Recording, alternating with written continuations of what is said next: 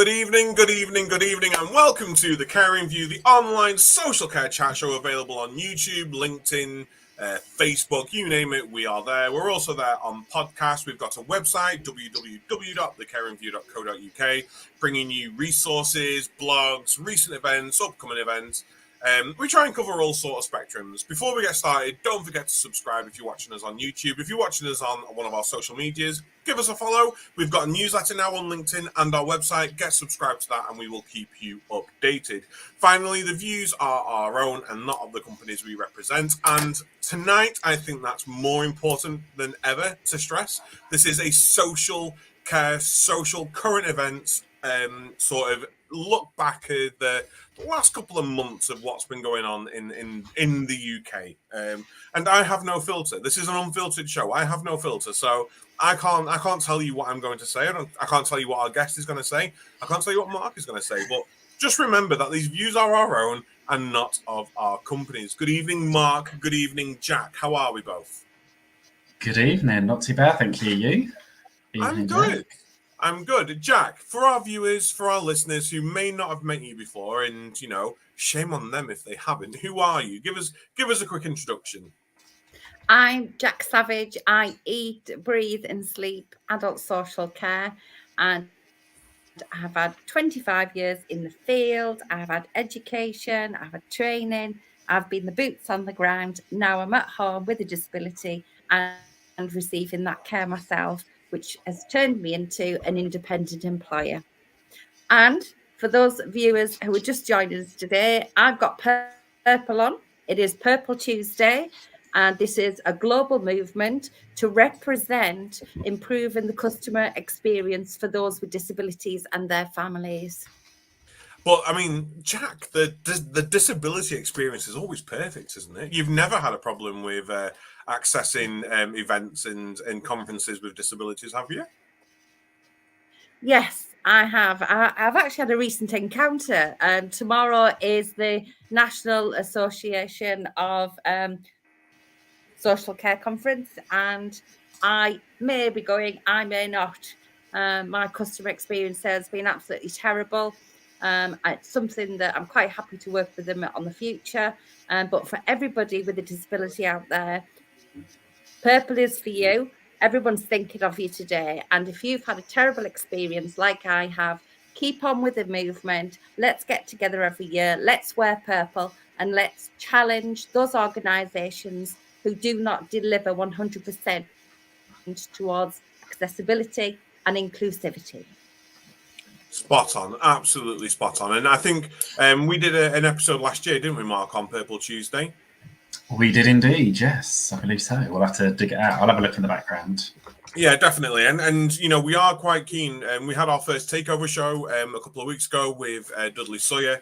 Absolutely fantastic show. And we do want to do more of them. And one of them is a disability awareness. We do want to do a disability takeover show where Mark and I disappear for the night and the people that matter come over and take over the show and have the conversation. But tonight is around current affairs. What's been going on? What's new? What's changed?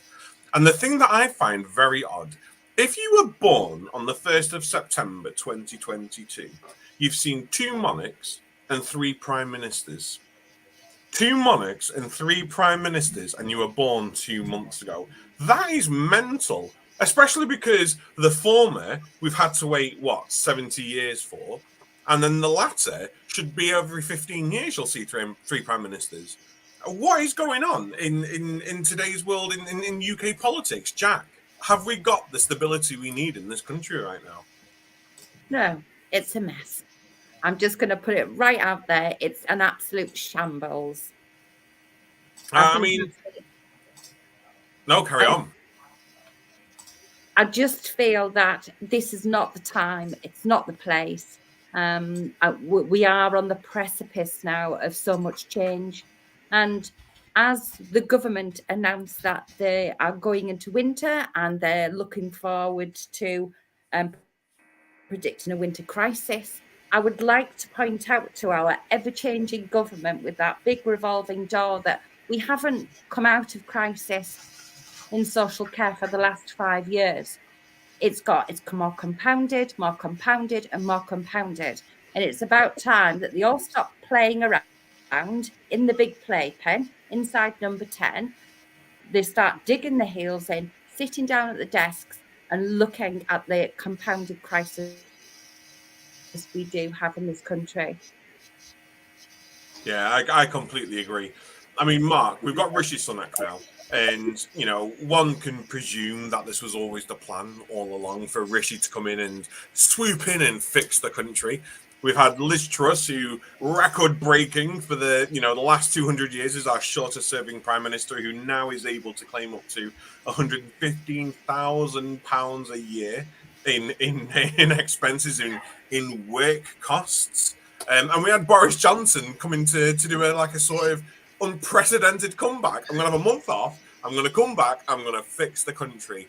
I know you're not a huge political follower, Mark, but what are your views on our ever-changing Prime Minister?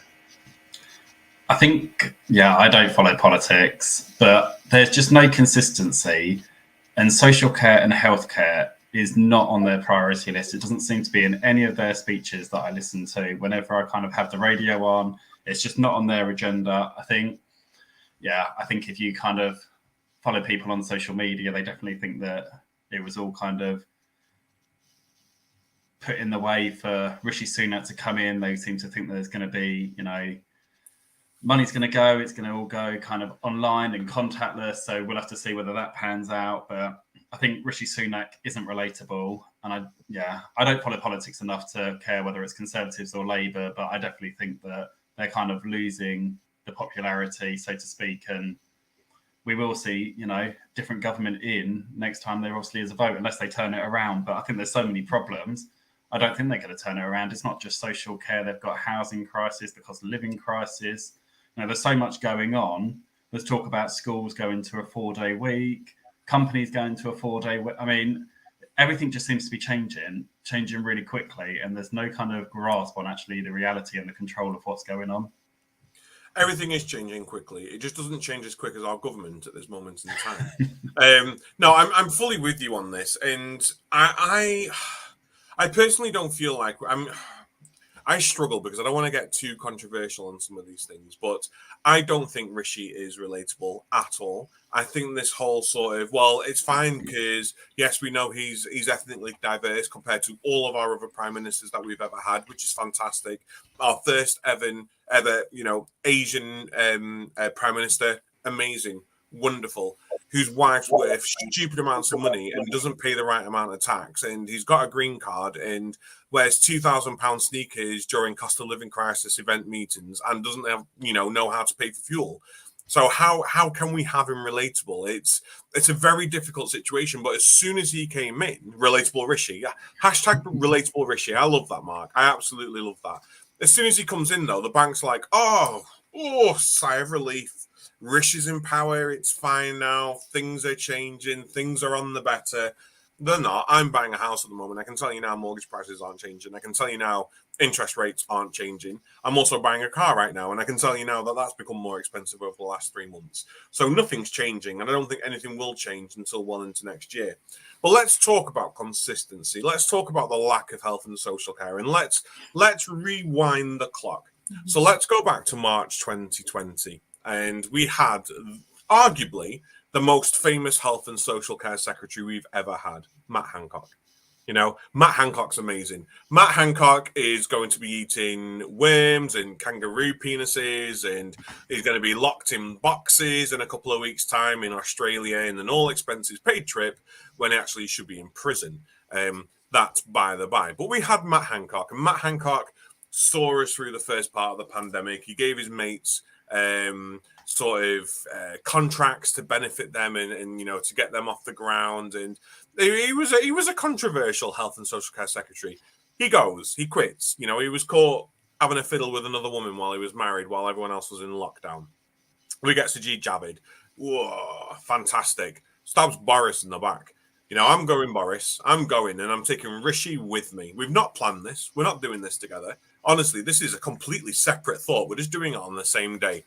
Yeah, whatever, mate. So he goes, and we get Steve Barclay. Now, this was a weird one because this was like a short stint. So this is now, July-ish of this year? So July 22. And we've got Steve Barclay, and this was like a trial run for him because Boris had just stood down.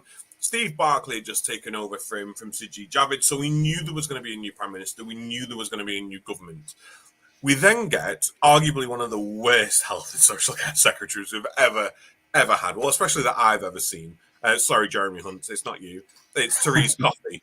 So we have Therese Coffey, you know, who is the sort of, I don't care if people smoke when they've got kids in the car sort of woman. Under the third prime minister we've seen this year. So Liz Truss comes in, she's got no mates, no one supports her.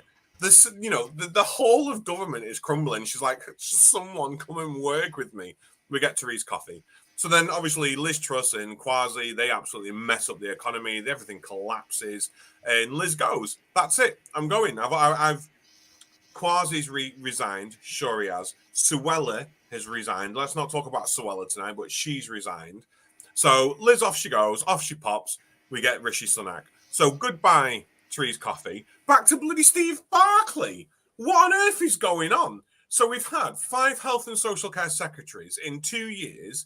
4 different ones, back to Steve Barclay. Now, before I bring you all in, I just want to go through some of Steve Barclay's voting histories, because I think it's really important for us to understand who is the head of our health and social care in this country. And I think it's important we understand what they stand for and what they voted for. Now, first thing, he gets a tick for me. He's always voted in favour of gay rights. He's always voted in favour of same-sex marriages, and he's always voted in favour of LGBTQ plus rights. Fantastic. Mwah! Chef's kiss. Love that. Absolutely love that.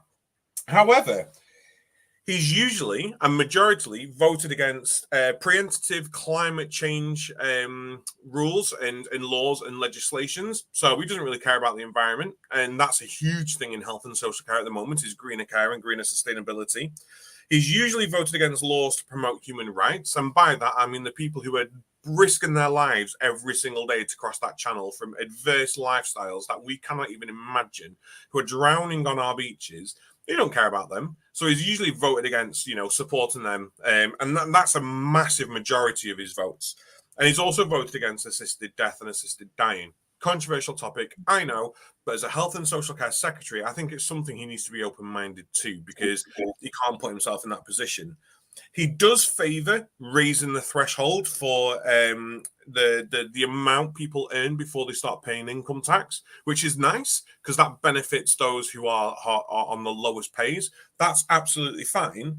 But he's against introducing stricter gambling regulations. So again, as our health and social care secretary, he doesn't really care about stopping people from becoming eyeballed up in debt whilst gambling. And we know that gambling and gambling debts are a huge contributing factor for people taking their own lives and death by suicide.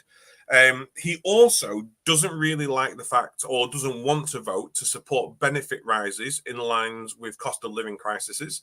So those who are on benefits will not get their benefits risen in the same sort of rates that cost of care and cost of living is going up.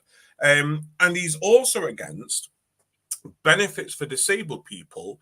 He wants them to be cut, basically, for those people who are disabled or ill whilst searching work. So if they're having to go through activities that basically increase their ability to get jobs and to get work, he wants to make sure that those benefits are cut based on his voting history, which is absolutely fine should you not need assistance of carers. But Jack, you know, if you need 2 carers to support yourself throughout the day, but you're also wanting to go and work and contribute to society, your wage basically will not cover the cost of 2 PAs plus the actual cost of living. So you're going to continue to need those benefits, aren't you?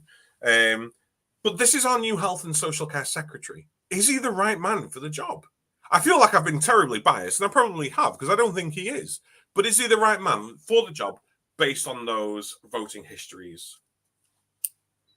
No.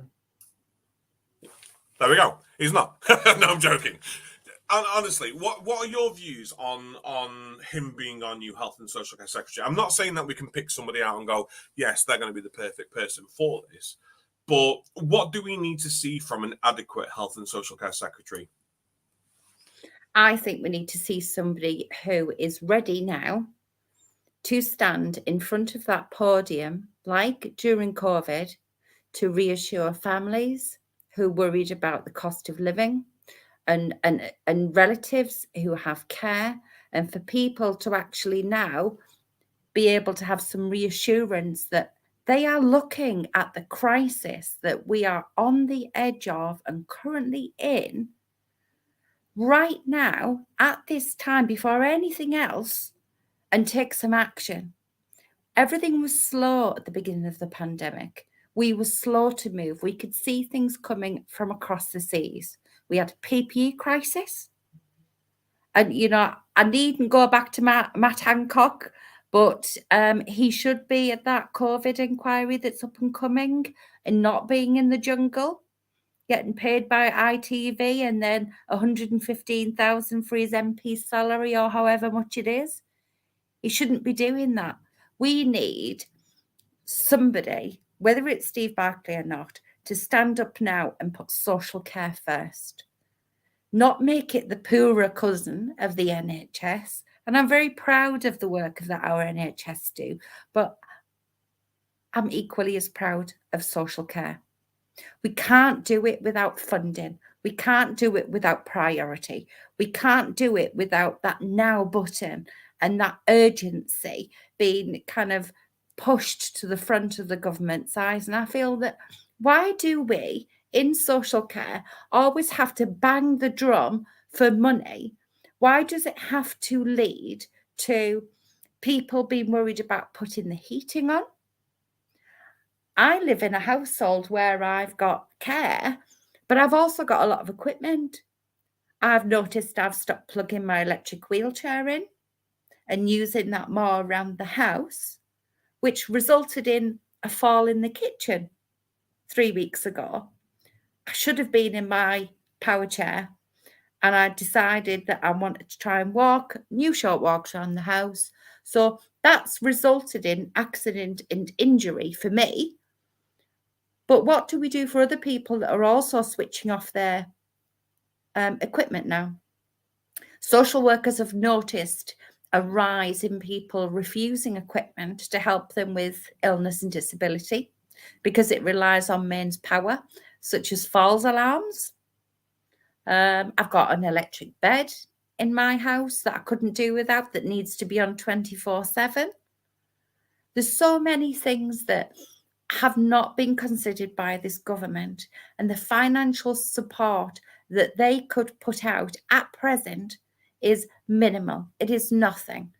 If they stop recarpeting the, the Houses of Parliament, and they stop running around in cars that are ruining this planet, and they do start to get on pedal bikes and they do start walking and doing more things for the environment and concentrating on that greener care, we could make some cost savings and we could make a massive difference to people's lives. And what's not happening now is we're not having any modes of reassurance. We need that. People need that. What is going to happen this winter? Do we do what we do in COVID? Do we start waiting until people become seriously ill? Till deaths are on the rise? People can't eat. People cannot look after themselves properly, and people are struggling to survive. So I say, no matter who it is, it just needs to be now. And it just needs funding. Honestly, I 100% hear you, Jack, and my heart goes out to you. I mean, my nan at the moment is now palliative care, sadly, and is being cared for at home. And we're lucky because we've got so many families that can rally round. But she's on an airflow mattress, and it's just an airflow mattress. It's just a pressure regulating mattress. But I'm already talking with my family about contingencies should the power go out. If we have to go through 3-hour power cuts to save on energy crises, how are people who rely on medical equipment going to cope on that? And you, as someone who's already, suffering the consequences of the cost of energy and the cost of living crisis, has already shown us that actually injury is the smallest part of worry.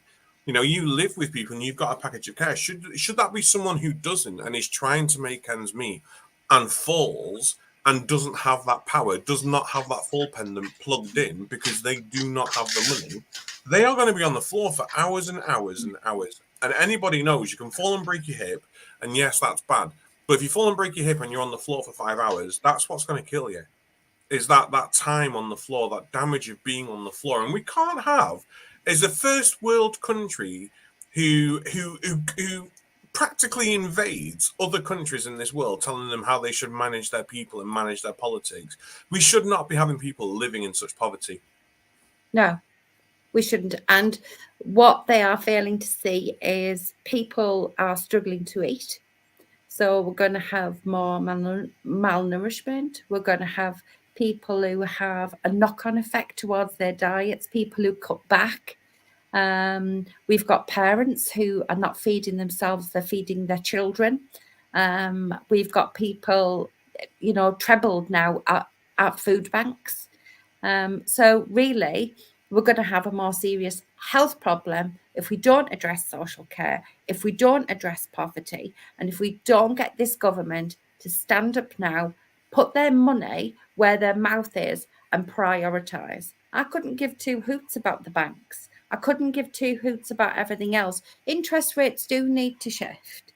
People are affected in so many ways, but I'm more concerned with about people having the basics in life: food, heating, and enough to survive on.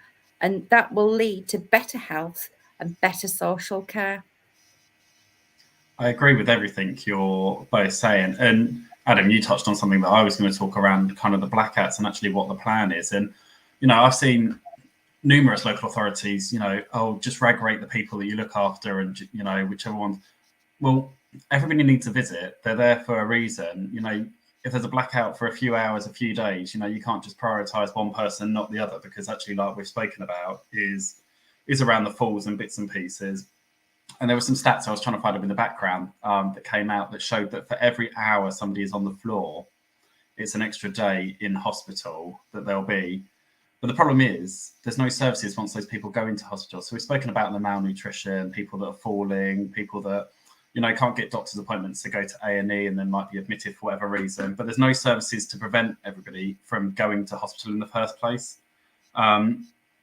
We talk about funding and bits and pieces. There was meant to be 500 million, wasn't there, they pledged to social care, that they still haven't dished out. There doesn't seem to be anything happening with it. I saw on Twitter last night, one of the journalists was kind of chasing people about it, and they've said they're acting on it and it will be out in the next month. But that was probably a month ago, so it's taken 2-3 months to actually dish that out. And I think we spoke about tax. I think, absolutely ludicrous that benefits for disabled people are going to be cut. You've got unpaid carers that don't get paid enough as it is anyway, are still struggling to survive. And I think they need to look at benefits on the other end of the scale, where you've got, and we all know people that could work, and we don't know everybody's situation, but there are people that could work. They could work more hours, but they're sat at home. And I've got friends, because when they had kids, they were told don't work over 16 hours because otherwise your benefits stop. And you've got the job centre telling them how to, get through the loophole of the benefit system. But they drive a brand new car. They go on more holidays than me. And they're the people that actually they should be targeting. There should be a review on the benefits and bits and pieces.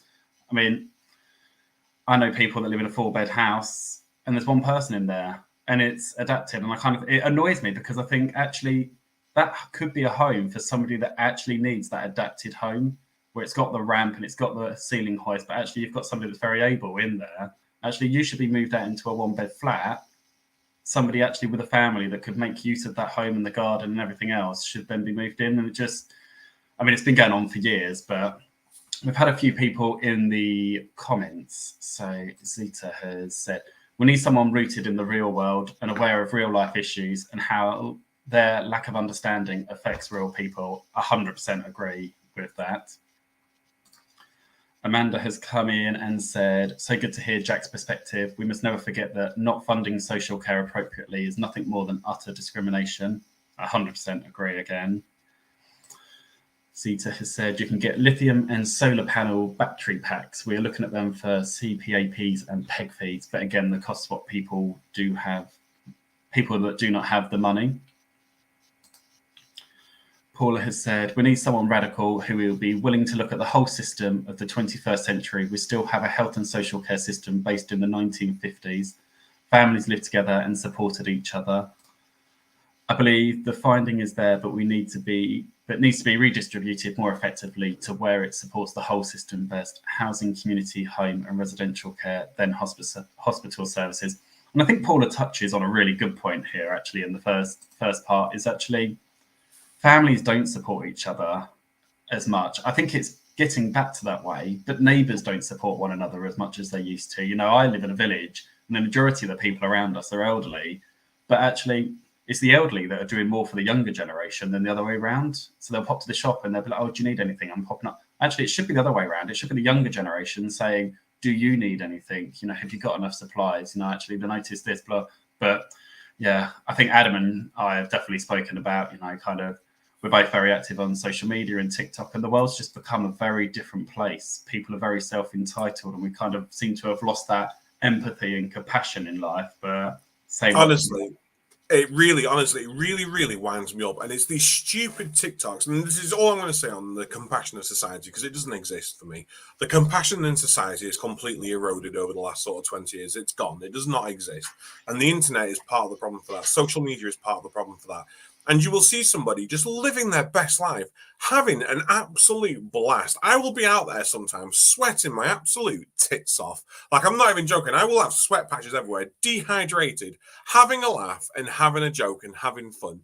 And in the back of my head, I always have this worry that some tosser's there filming me to put it on TikTok and go, look at this idiot and look at what he's doing now. Let's all have a laugh. And then all of a sudden, you've got 500,000 people going, oh, ha, ha, ha, ha, ha. Look how funny that is. And look how pathetic that is. And there's that idea in society that actually we don't really care that people are just living and enjoying their lives. We're looking at the next quick way to make fun of people.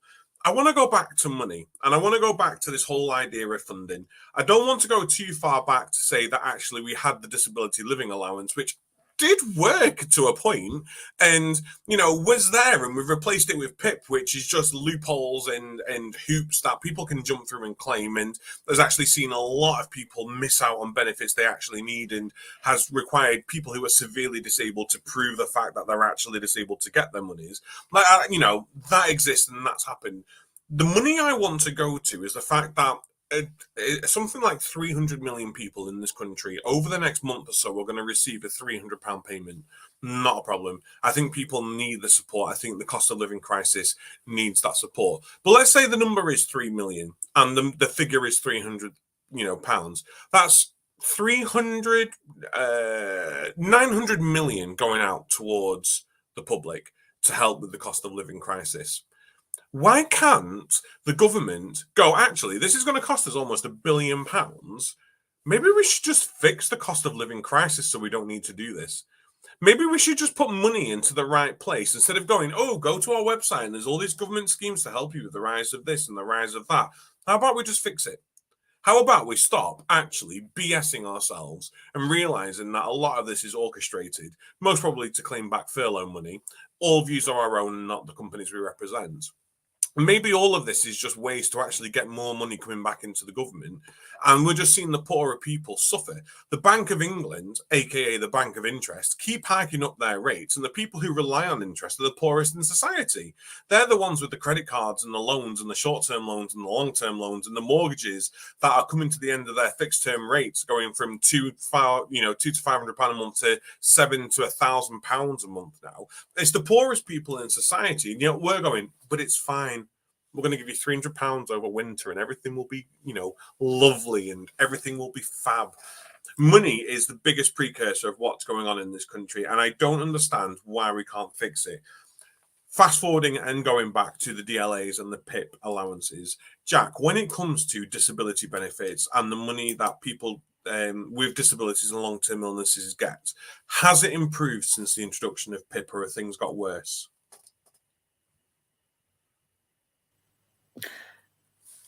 I'm going to shoot from the hip because I always do.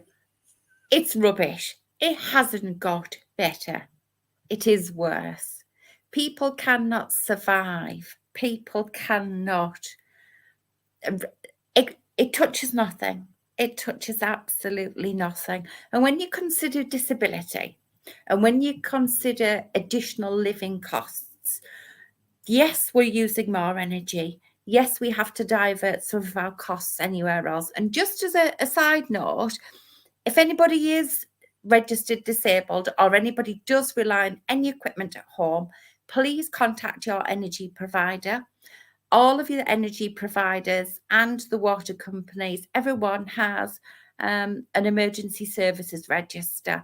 You will go onto that register, and it means if you do have a power cut, they can kind of help you with contingencies such as fresh bottled water. They can also provide emergency generators and call on house visits as well. So you do qualify for additional updates if your services do go out. So please do that after the show. But for now, I just think that additional living costs, my power chair costs me £138 a month. So if you consider PIP and say if you look at £600, so deduct that, then deduct all of any additional travel expenses, like you need wheelchair taxis anywhere to get about, to travel. So it's all the little things. Maybe that's going towards some of your internet so you can contact people, so you can still maintain a social life if you have to be indoors. Or maybe you're on a special diet and you need to contribute to buying more food. If benefits are not going to rise with inflation or above that, how on earth can that be justified? How on earth can the salaries and the rises that MPs are giving themselves in the Houses of Parliament be justified if they cannot be bothered to get off their backsides and give people who are disabled the minimum of a £5, £10 a week raise to help them manage, to help them live? And this isn't about additional expense. This isn't about people with disabilities having a more luxurious life. It's about survival. I think it's that time of the show where we need to be asking ourselves, WWSBD, what would Steve Barclay do? What would Steve Barclay, our Health and Social Care Secretary, do? And what he would do is go, actually, I don't think you disabled people need this money. I think it's daft that you're actually getting this money. Oh, cost of living, inflation. Ooh, let's not raise your benefit payments. Let's not support you even further. You know, on Purple Tuesday, I know Steve's not said this today. It's probably a number of years ago that he voted for this, but he voted for it when it was in Parliament, and he's now our Health and Social Care, Secretary of State. Internet's forever, voting's forever. You said it, you've done it. I think on Purple Tuesday, I think it's something we really do need to be considering is what would our Health and Social Care Secretary do? If you want us to keep a segment moving forwards on this show is what would our Social Care Secretary do? What would our Prime Minister do? What would our Care Minister do? Because we've not touched on that. And we've got the fantabulous Helen Whately back in power, who did nothing during the entire pandemic for visiting in care homes, even though she said she did, and is now back, in a position to do nothing again, most probably. If you want us to keep riding our politicians, do let us know in the comments, and I'm sure Mark and I can figure out some sort of way to keep this a feature of the show moving forwards. But yes, it's difficult, Jack, and honestly, my heart, I don't want to come across patronizing, and I don't know how you cope. I don't know how you manage. I don't have children, I don't have kids, and I'm feeling the cost of living crisis. So how people are managing at this moment in time, whilst also paying for care needs and equipment and PAs and everything else, I have no idea, and it does need to change, and it does need to improve. And I think this, Mark, touches on what you were saying about how it should be the younger generations looking after our older generations. And I do agree. If I nip to the shops, I will say to my neighbour, do you want anything? I'll go and grab it. Yeah, it's not a problem. It's absolutely fine. I'm on a wage that can justify that. Now, let's look at our health and social care workforce who, as per the Skills for Care State of Social Care report, on average are paid £9.50 an hour. Now, I know everyone's going to go, but that's national living wage. That's fantastic. If it was national living wage and everyone was being paid that, the median would be much higher. The problem is people under 25 aren't getting paid £9.50 an hour. People under 25 are being paid national minimum wage. How can we expect our younger generations who can't afford to save, who may be renting, who may be in positions where it's not safe for them to be at home and have had to leave the nest and go and rent, cannot save, cannot put money away? How can we expect them to look after the generations who have already paid off their mortgages and done everything they can and actually aren't seeing any more benefits coming their way in regards to wages and the cost of living? It's a very difficult situation. Now, the Skills for Care report has shown us that we're losing more staff than we are gaining each year. So I think we lost 50,000 over the last year and didn't even gain that many entering the sector. And we need another, circa 500,000 by 2035 in the current format in which we provide social care. Is it just money? Can we do more? And how do we support the younger generations more with finances, money? Is it just wages? Is it training we need to be providing? How do we keep them in social care? How do we attract them to social care? There's a billion questions. It's, how do we improve recruitment in social care? That's what I want to ask. How do we do it? Jack, you individually employ your own PAs. What do we need to do? How can we learn from you? I think the major thing is, before I was going to say anything, yes, I'm going to bang on about money again, because money is important. Yes, we have £9.50 basic minimum wage, but why? Why? Who decided that that was good enough for our social care sector? It is not. The powers that be.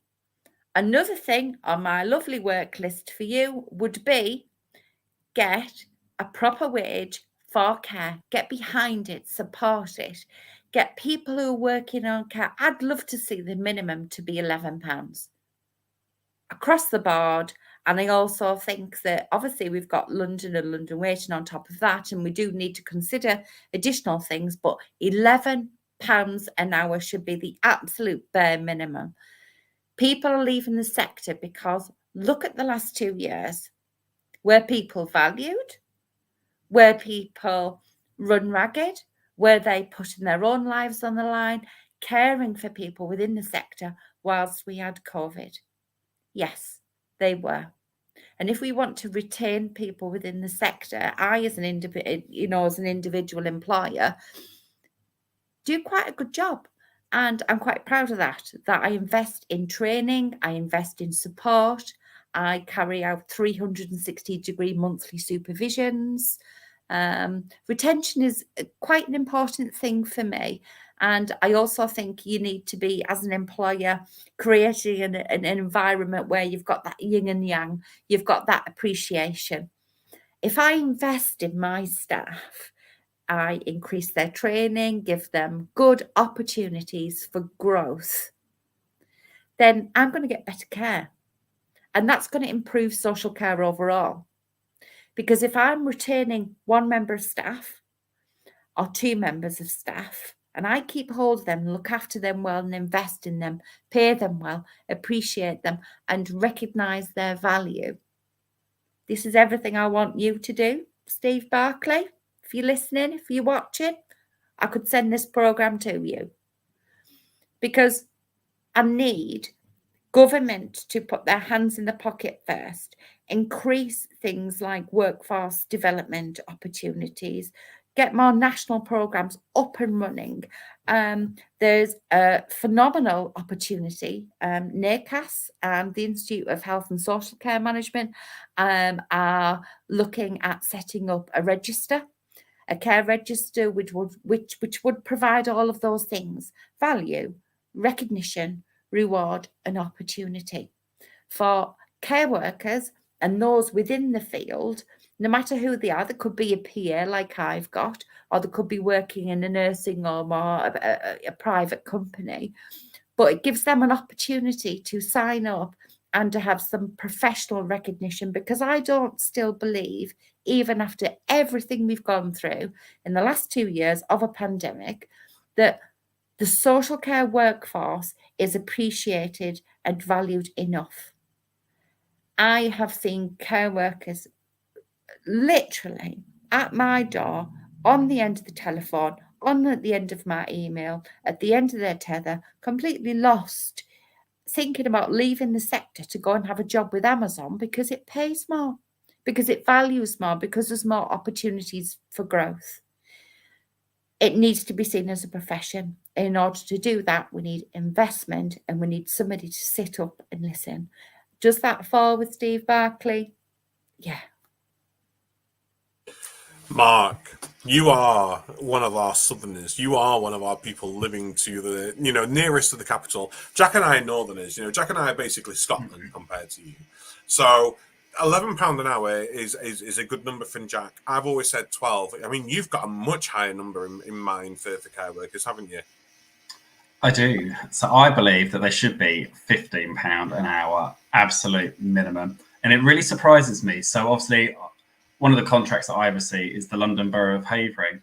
But there's so many providers in that area paying £9.50. And I think you're a London borough. How can you be paying £9.50? And I kind of I went to London at the weekend. It was £50 for me and my wife. Kids went free, but £50 to get into London. And I kind of think if you're on £9.50 an hour, to go a 20-minute train journey is astronomical. And I think my company do pay a lot higher. We pay £12 an hour in one of the regions. The other region is £13.20. And it's still not enough to attract staff. Like you spoke about Amazon and bits and pieces and the airport, and providers need to be, doing a lot more. There needs to be the flexible working. Adam and I have mentioned on the show before, we need to be introducing, sick pay and, better maternity and well-being offerings and actually valuing people. And Amanda's put that in the comments, and we'll come to the comments in a minute, but actually, we definitely need to value people more. I've seen some directors on LinkedIn and in some of the Facebook groups, that are saying, well, it doesn't matter, we're in a cost of living crisis, it'll be good for us because actually people will need a second job. Well, that's all well and good that people need a second job, but we're going to burn them out, because surely if they're doing full-time somewhere else and working weekends for you, where is their day off? Where actually, and ethically, are we happy employing somebody when we know that they're doing 50, 60 hours a week? And it's the same when I've seen comments like, oh, people will have to pick up overtime because they'll need the money. Christmas is coming. They'll need presents. They'll have to turn the heating on. Again, that's all well and good. But actually, we're only going to burn them out. Then they're going to go on sick. And then they'll probably leave because actually they'll be like, that's what, the care sector did to us. They burnt us out. I would love to see a lot more better benefits, a lot more higher pay. I think there are many companies out there that, and I write blogs for Log My Care, and the one this week is actually about how care homes can stay sustainable. And part of it does touch on actually the staffing that we have. We have so many people that have, PAs that probably don't need a PA, or somebody, the diary managers and bits and pieces. And actually, we could remove so many people from the sector and actually put that money onto the frontline staff that actually deserve it. There's so many managers that, and everybody deserves a good pay for working in the sector. And it's really hard. It's a very kind of topical kind of discussion, but actually the frontline staff deserve it the most. They're the ones that are working, the unsociable hours, the long hours, the hard slog out and about in the dark, in the rain and bits and pieces. Adam, I can see you've unmuted. Just to clarify, the PAs you're talking about, go grab me a coffee and fill out my diary. Not the personal assistants, Jack, that I know you rely on and so many people in this country rely on. We're talking about the managers who, will save themselves 30 minutes a day by sending somebody out to go and get the coffees in, book their meetings in for them.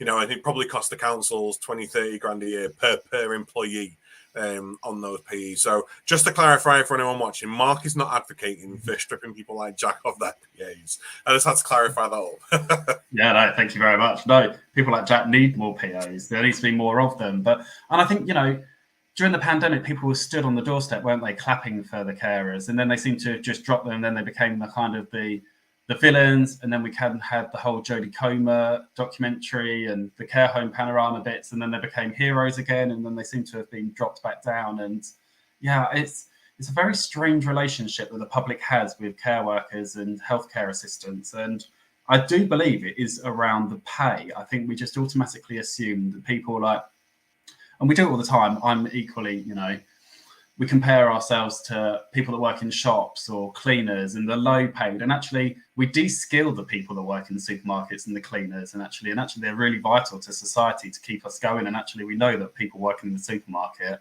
were there every day turning up for work to make sure that actually during the pandemic we still had food.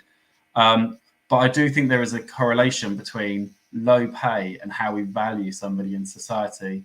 And I think I can use me as an example. You know, as a regional manager, if I put my fleece on and turn up to a meeting, people automatically assume that I'm a care worker. And then the second they find out you're a regional business manager, it changes very quickly. And I quite often say to people, actually, why would it make any difference whether I was sat here as a care worker or sat here as a regional business manager? It shouldn't make any difference about how you treated me on that first interaction.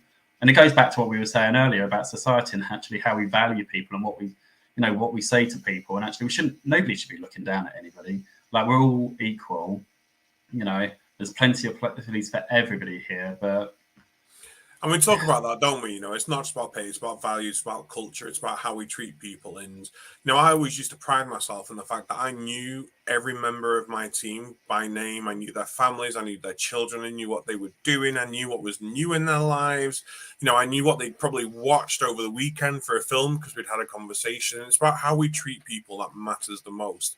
And there are a lot of jobs out there that are soulless, going to work for little for £13.50 an hour, whatever the heck it is. But it is, for me, and I do not mean to offend anybody, probably a soulless job in comparison to making sure somebody lives their life to their fullest ability and to their fullest of experiences. But as managers, as social care, as leaders, as organizations, we need to understand that actually we need to do our bit and actually treat them with the dignity and the respect that they deserve as our professional workforce. And Jack, I know you agree with us because you're part of our register steering group. But Mark, Jack, let's go to the comments because there are a number of people who have come in here now, and there's so much love for you tonight, Jack, and I think it's great that we're able to bring your voice to this. Someone has said that they need to justify their actions. Actually, maybe living on PIP for a year would help them to understand. Maybe that actually, Matt Hancock, if you're watching, and I know you do because you hate us, and you're probably going, what are they saying about me now? Maybe instead of going to the jungle, you should actually live on basic benefits, basic PIP, basic national living wage, basic minimum wage for the duration of what you would be in the jungle for, instead of going to the jungle and getting paid thousands and thousands and thousands of pounds. Good point. Maybe we should start doing that annually in the winter instead of sending people to the jungle. Amanda said the truth is that our politicians don't value the people who need care and support, fund their care properly, and salaries would increase. And that's 100% true. I completely agree with you, Amanda. And Zita says, agree 100%, Amanda and Jack. Pay the cost of care so wages can go up to respectable levels. We've got a number of first-time watchers tonight, which is absolutely wonderful. Kelly, all carers are absolute angels. They work so hard and support people to live a decent quality of life. They deserve a big pay rise and recognise the value of each and every one. Our carers are the backbone of health and social care, and that is so true. I used to say so many times as a manager, especially during the pandemic when Mark and I did so much for representation of care. People were, oh, you're amazing. You know, social care wouldn't be the same without you. And it'd be like, actually, if Mark and I disappeared, we're just one person, well, two people. If our entire team disappeared, if our care teams who are there day in, day out, Christmas Day, Boxing Day, birthdays, Diwali, Hanukkah, Kwanzaa, they are there all the time providing top quality support. They are the ones that run social care and healthcare, and those are the ones that we need to be relying on.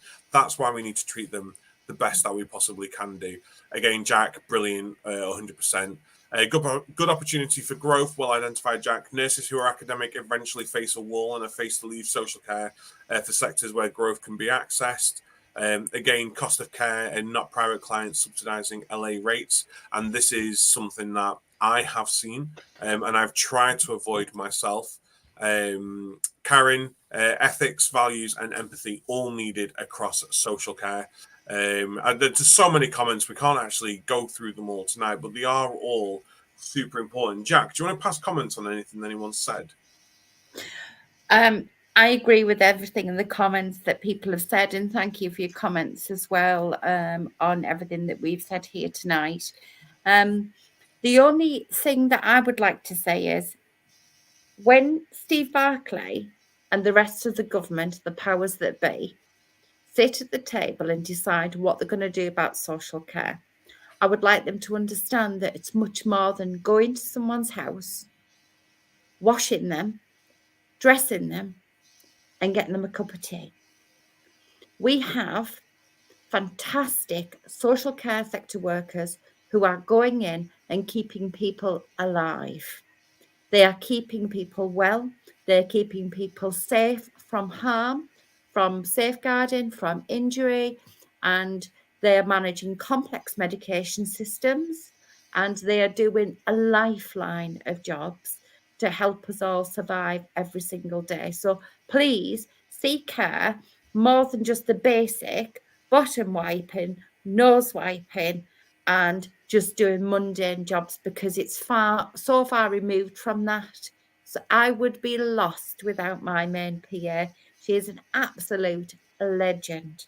So yes, I'll give her a round of applause as much as I can.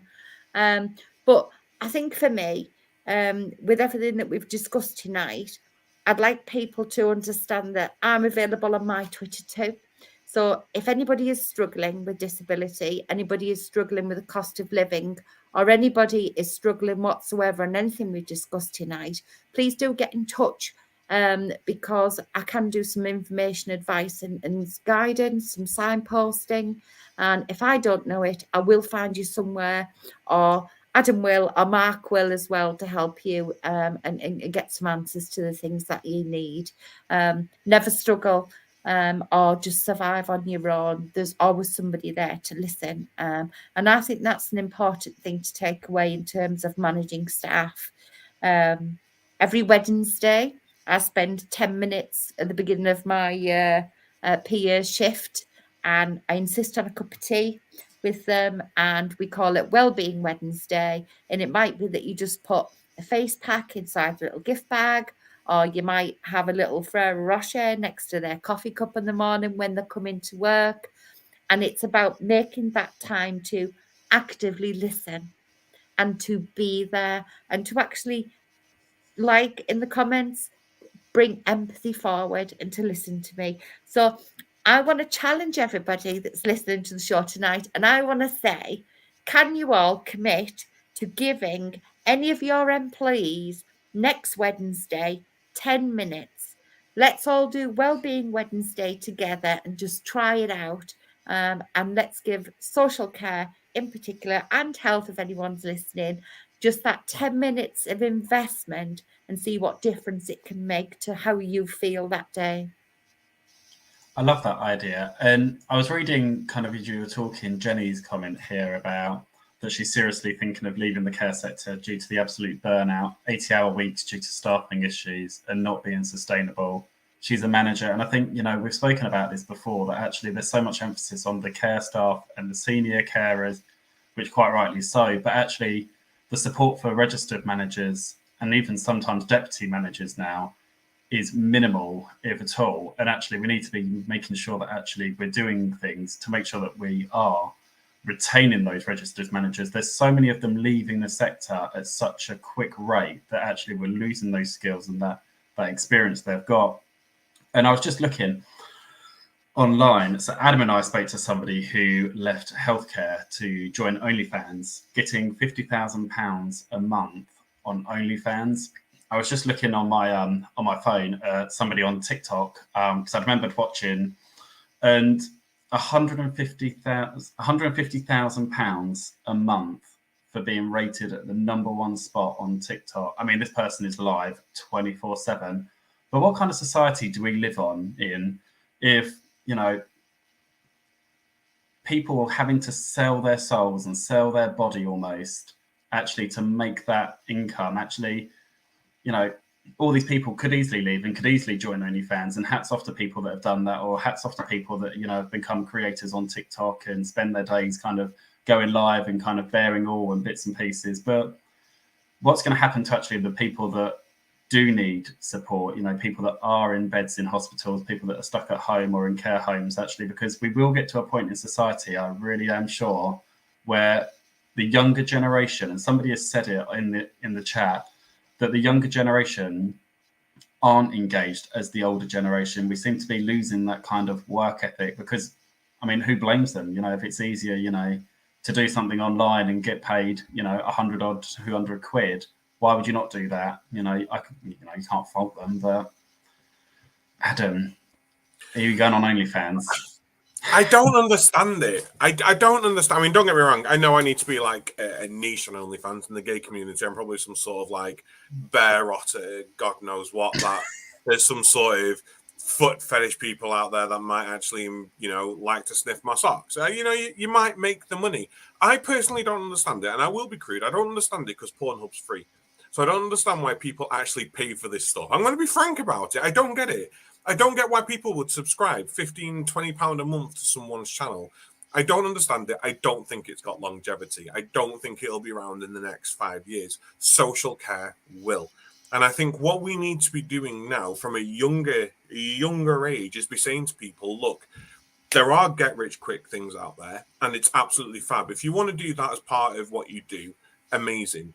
But you're going to have to find yourself a long-term career.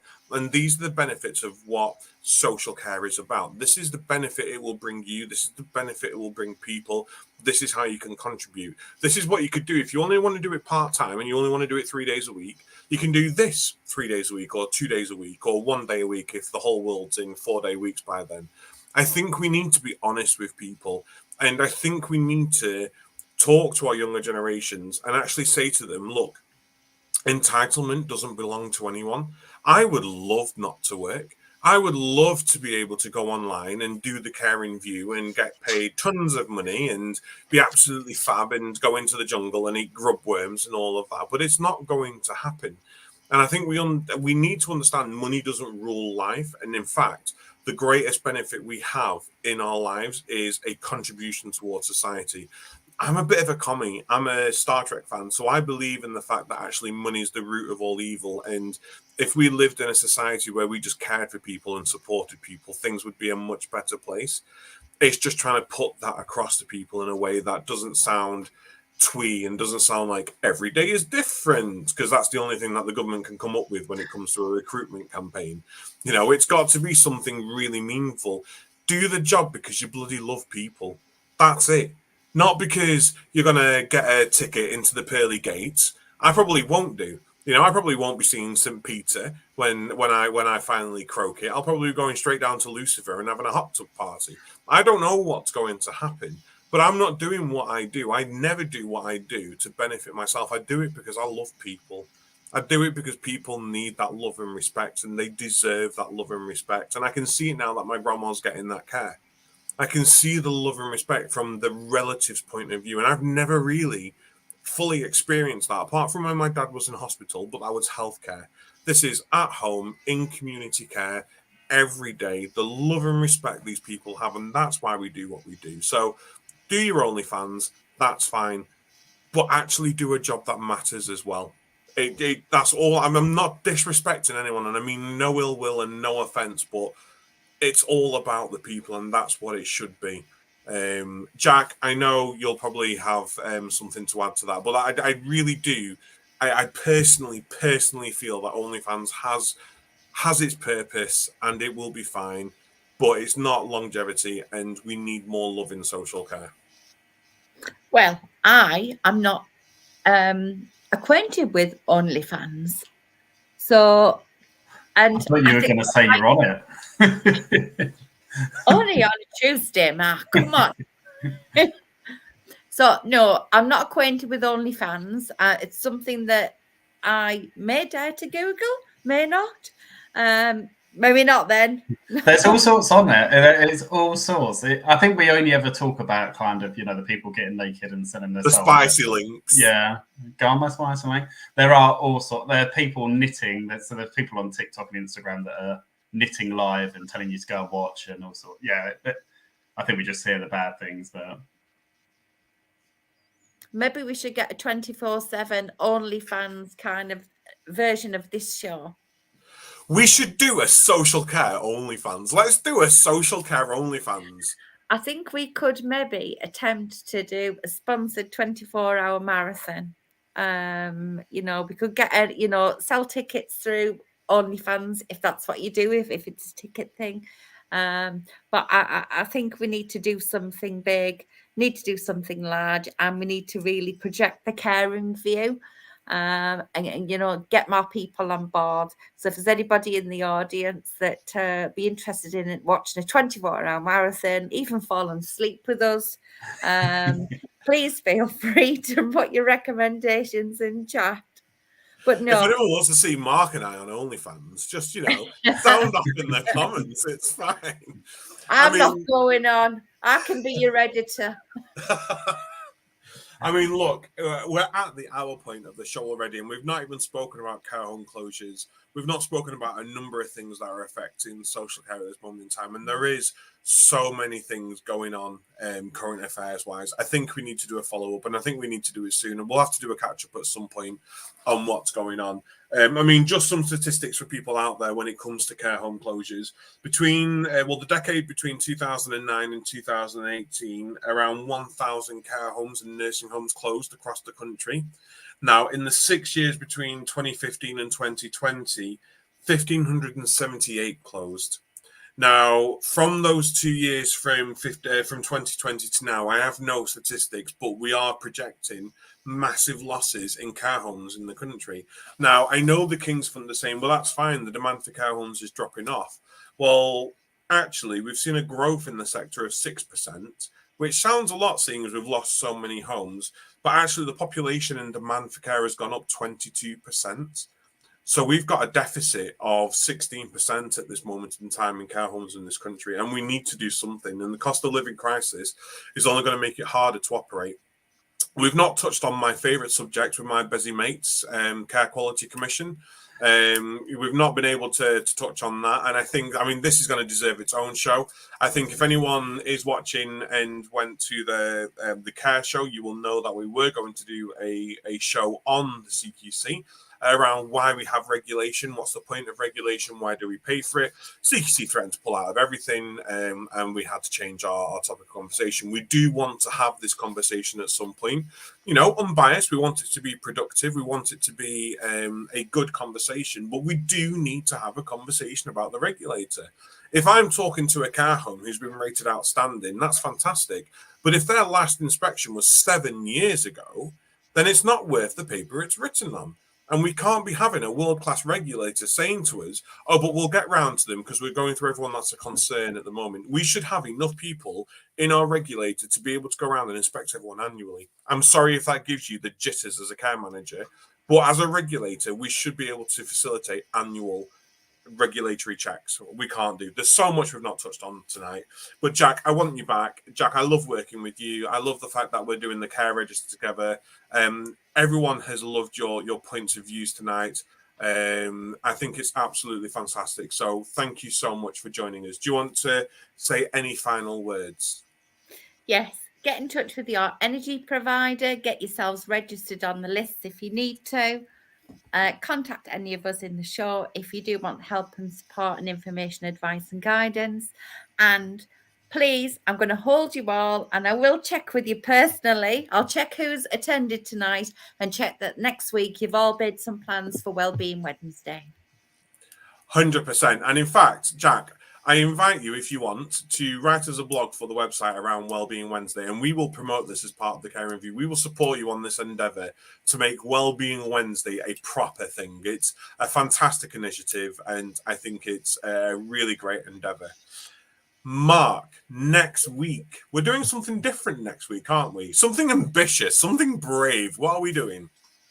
God, I was like desperately clicking away in the background trying to find it the second you mentioned it. But I do remember. So next week is self-care week. So we've got some fantastic people joining us. From memory, I think it's 18 people.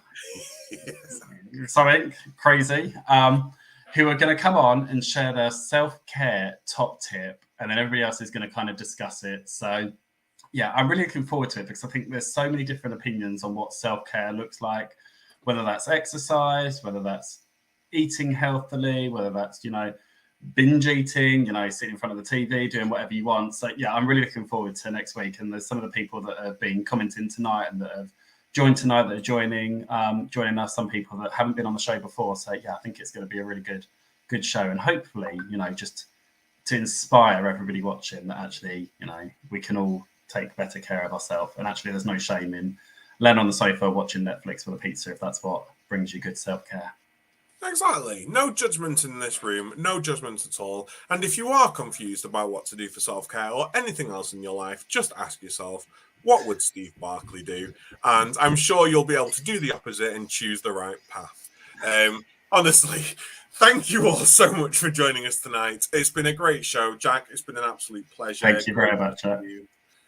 Mark, as always, absolutely wonderful. We will be back next Tuesday. Head over to our website, subscribe to the newsletter. That way we will be able to send you out our latest blogs, our latest free resources. I know we've had a number of risk assessments go up. The winter plan's up on there if you want to go and download it.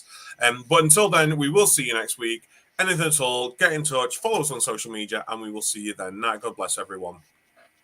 Good night, everyone. Thank you very much. Take care.